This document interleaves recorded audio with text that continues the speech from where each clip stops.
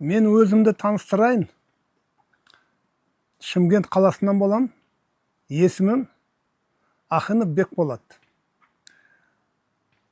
66 жасыма келдім, Аллаға шүкір.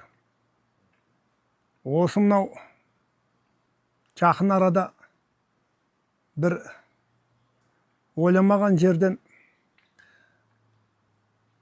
Айжан ханым деп сөйтіп Инстаграмда жаңадан бір емші шыққанын естім. Сөйтіп бір мазалап жүрген бір жай бар еді, бір аурулар.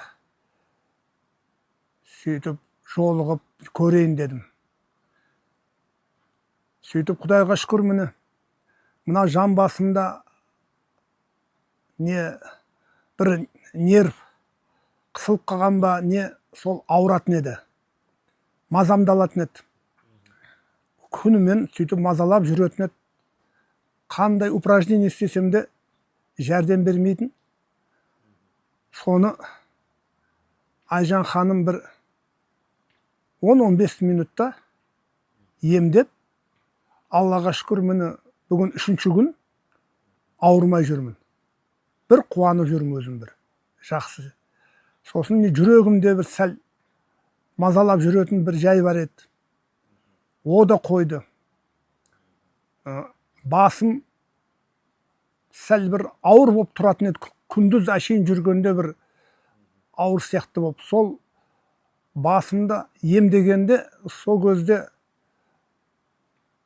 мынау сол процесінде байқадым, бір ауыр нәрсе шыққандай болды басымнан.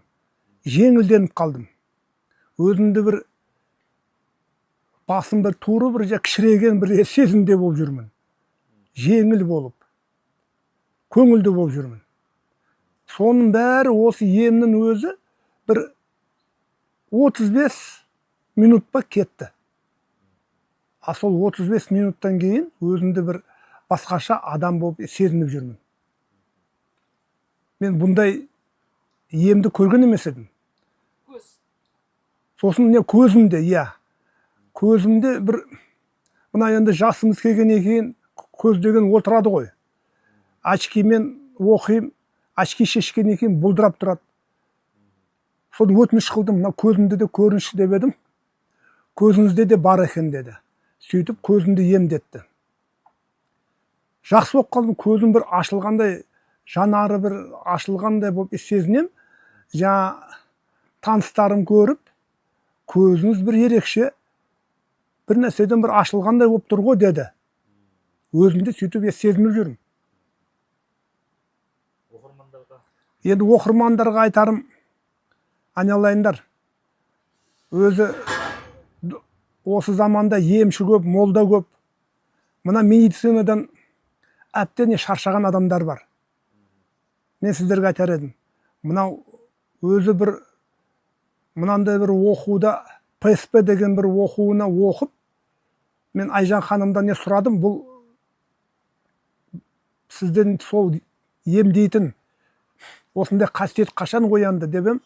Сол ПСП деген оқуды оқып, сөйтіп ішінден бір сондай блоктар дейма, соны мені жолымды жауып тұрған нәрселер ашылды дейді. Содан кейін осы қасиет, емдейтін қасиет ашылды дейді.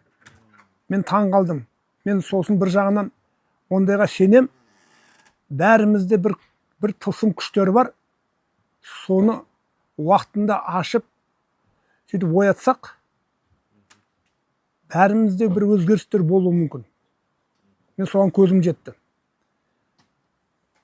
Сол енді бір сондай ауырып жүргендер, қиналып жүргендер болса, осы Айжан ханыммен хабарласыңдар. Мен алдымда бір ханым келді, бір әйел кісі 64 жасында, сол керемет әлсіреп кебеді, қиналып.